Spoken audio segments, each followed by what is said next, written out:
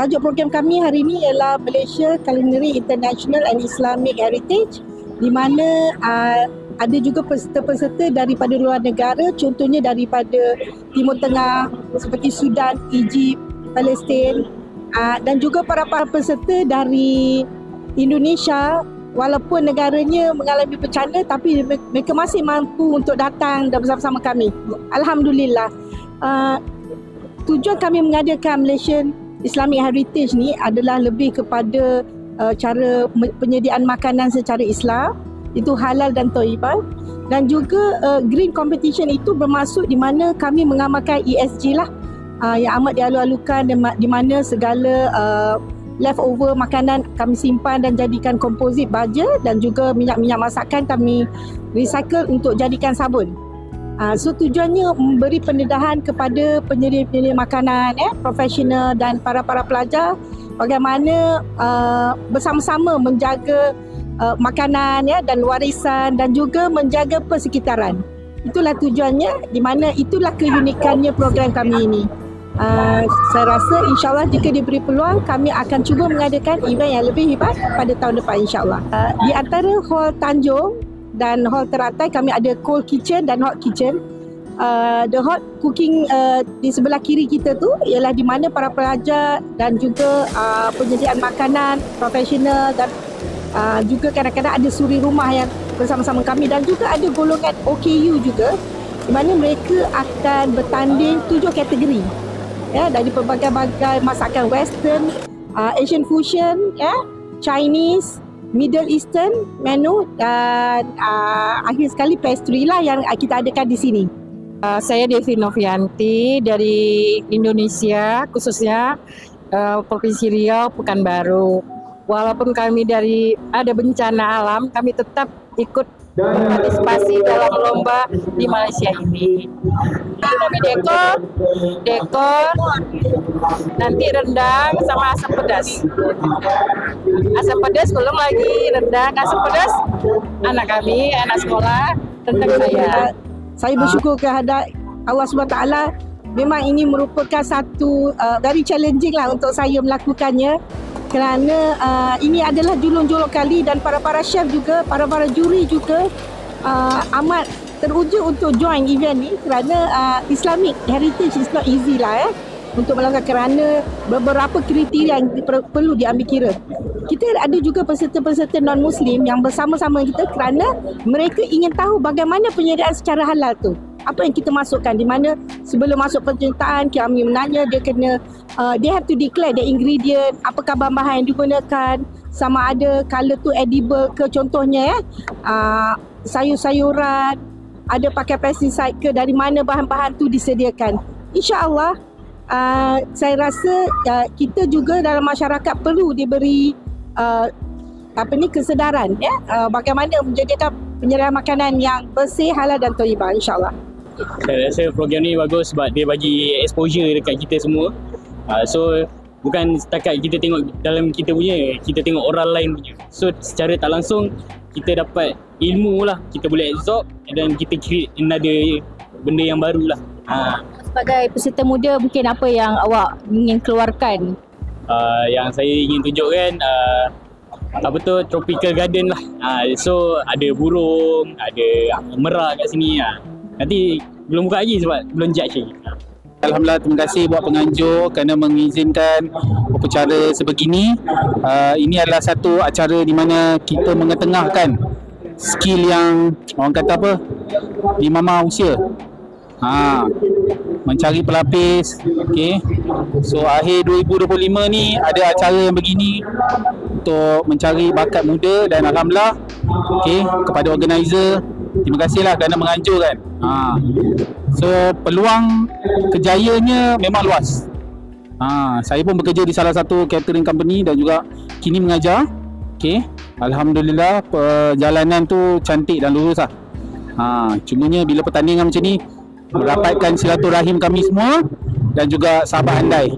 Kami ada berbagai kategori yang kami offer, profesional, small medium industry, PKS dan sebagainya, ada suri rumah, OKU. Jadi dalam ni kami ada juga peserta yang very young, umur 13 tahun, yang bercita-cita untuk jadi chef, dan kita nampak tadi dia join untuk pastry dan kuih Melayu. Itulah kita cuba mertabatkan warisan Melayu lah, insyaAllah. Dan kita ada juga peserta chef-chef daripada hotel, contohnya daripada Sri Pacific. Mereka jatuh dalam kategori profesional lah. We have Awana Mas Catering yang join us also. Ada a few hotel lagi lah yang ramai juga join, dan juga pensyarah-pensyarah.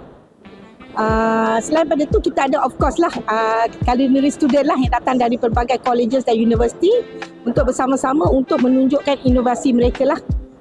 So saya rasa OKU tu kami memberi peluang juga pada para peserta OKU, di mana kami mengenakan very minimum yuran RM50 saja, tak kira apa kategori, supaya dia dapat bersama-sama dengan kita dan juga menunjukkan bakat dan memberi peluang juga mereka dalam komuniti, insyaAllah. So total semuanya berapa tadi? Okey, hampir 240 peserta dari pelbagai daerah, negeri dan juga dari luar negara. So boleh dikatakan yang besar juga lah. Alhamdulillah ya, kita dapat sambutan yang amat hebat juga, di mana pada saat-saat akhir kami masih mendapat penyertaan daripada peserta dan kami terpaksa menolak, dan insyaAllah kami akan adakan event ni the next time, insyaAllah. Kita juga memberi 10 award terbaik dari contohnya inovasi, cara penyediaan yang inovatif, green, lebih banyak menggunakan sayur-sayuran yang organik contohnya. So ada 10 kategori yang kita akan beri anugerah khas lah, insyaAllah. Kita tengok ada daripada kategori yang pertama ni, ada nasi goreng, bihun goreng, kotiau goreng, dan di sini sil goreng. Ini adalah main course seafood. Kita tengok dia represent ni belangkas. Dia serve belangkas punya telur belangkas sebagai main course.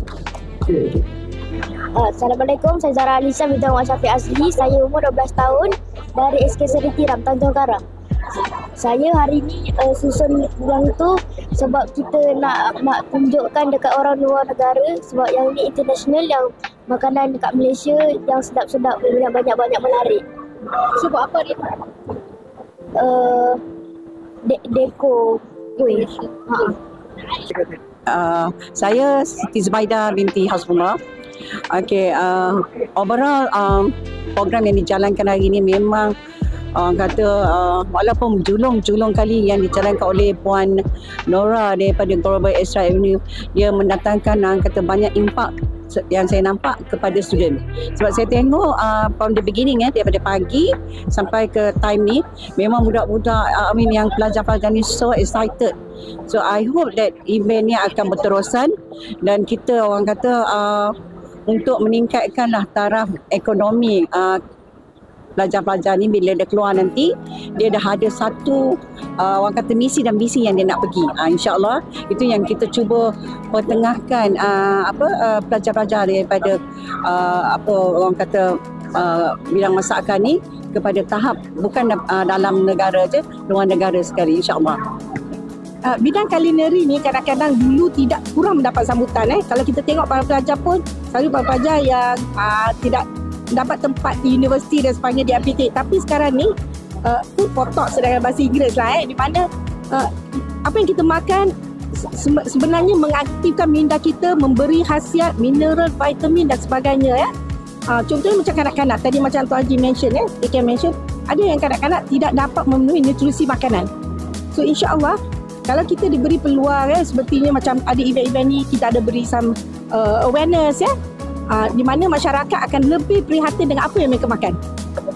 Ya, kalau tadi di pembukaan, kali ini nak ceritakan tentang apa pelibatan Persatuan Warisan Makanan Malaysia, iaitu pelibatan mereka untuk sama-sama mengaktifkan dan kerjasama dengan Blok Extra Avenue ni untuk menjayakan satu program yang indah, iaitu pertandingan memasak. Sebenarnya nak mencungkil bakat-bakat yang ada ni bukannya mudah ya.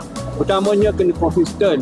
Yang keduanya, pengandung mesti ada pengalaman mengadakan event sebegini.